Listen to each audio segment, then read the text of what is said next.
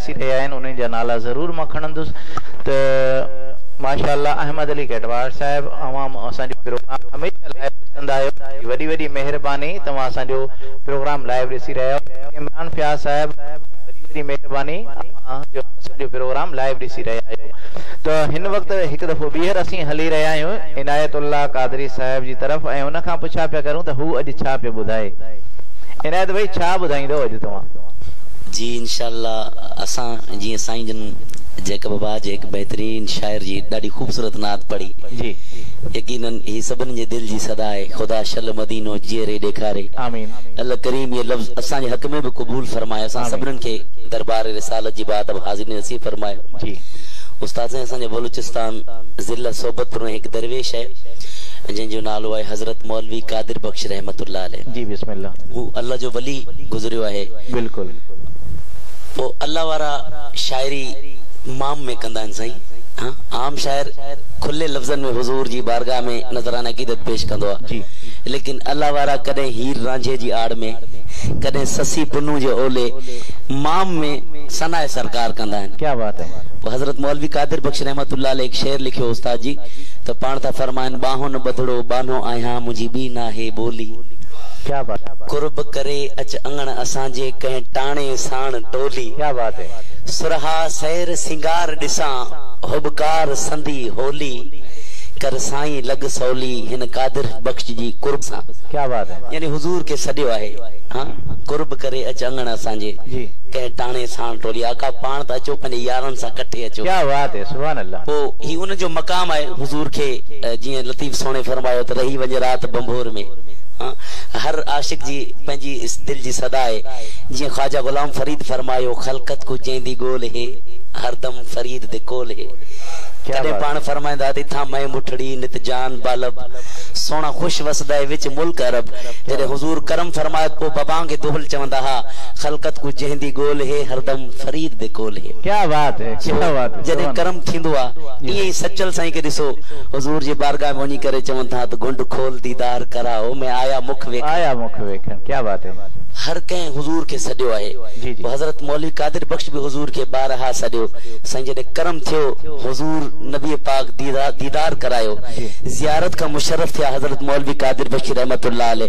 पोइ रही न सघिया, पोइ उन नेमत जो इज़हार, उन खुशी जो इज़हार हिकु कलाम लिखी करे कयूं। क्या बात है।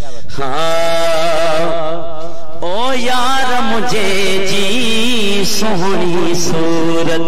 क्या बात है। दोस्त मुझे जी सोहनी सूरत सुहे सरतन सरदार, सुहे सरतन सरदार। यार मुझे जी सोहनी सूरत है, दोस्त मुझे जी सोहनी सूरत सुहे सरतन सरदार। आने फरमान था जलवे जमाल सा मुंह घर आयो, मुंह घर आयो। जलवे जमाल सा मुंह घर आयो, मुंह घर आयो। जॾहिं हुजूर घर में आयो तो गोठ गली गुलजार, गोठ गली गुलजार।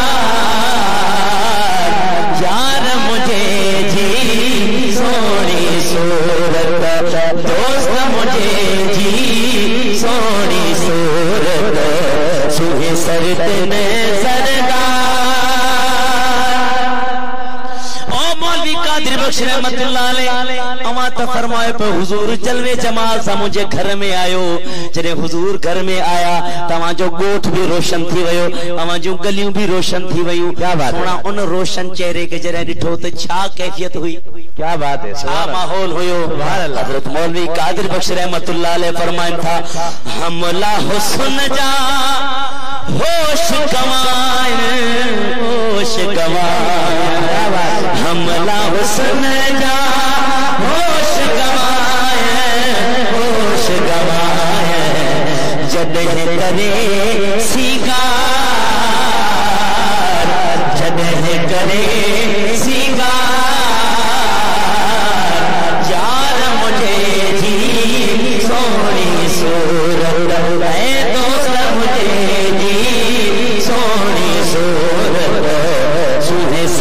ने सरदार सुहे सरते ने सरदार यार मुझे जी सोनी सूरत सुहे सरते ने सरदार। सुभान अल्लाह। हजरत मौलवी कादिर बख्श जात जो गोलो है। हाँ हजरत मौलवी कादिर बख्श का आलम तखय्युल में सवाल आ सोना हुजूर जो दीदार भी थियो हुस्न जा हमला भी थिया वहां ते छा कुछ राज़ो नियाज़ जो गालियों भी थियूं या ना?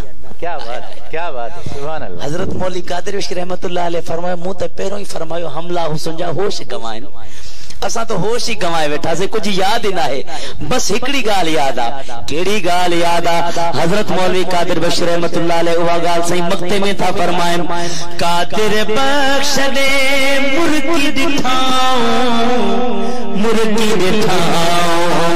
कादिर बख्श दे मुर्गी दिखाऊं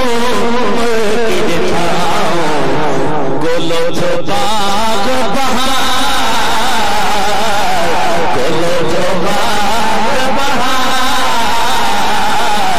कादिर बख्श दे मुर्गी दिखाऊं हाँ कादिर बख्श दे मुर्गी दिखाऊं बोलो तो बाग बहार यार मुझे जी सोनी सूरत है दोस्त मुझे जी सोनी सूरत सुहे सरते ने सरदार यार मुझे जी सोनी सूरत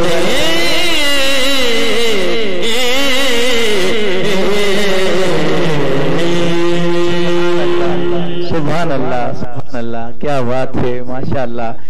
दिल खुश करे छदी इनायत भाई तमाम बेहतरीन माशाअल्लाह। बलूच जी सिंध में काफ़ी मशहूर शायर आहिनि त ईअं ई बलूचिस्तान जी धरती भी बिल्कुल सुठा शायर ॾिना आहिनि सुठा वलीय दरवेश ऐं पोहतल ॾिना अथऊं माशाअल्लाह। तमाम बेहतरीन मौलवी कादिर बख्श हज़रत रहमतुल्लाह अलैह जो ही शेर हुयो तमाम बेहतरीन कलाम हुयो जंहिं तमाम ही सुठे अंदाज़ में इनायत कादरी साहिब ॿुधायो।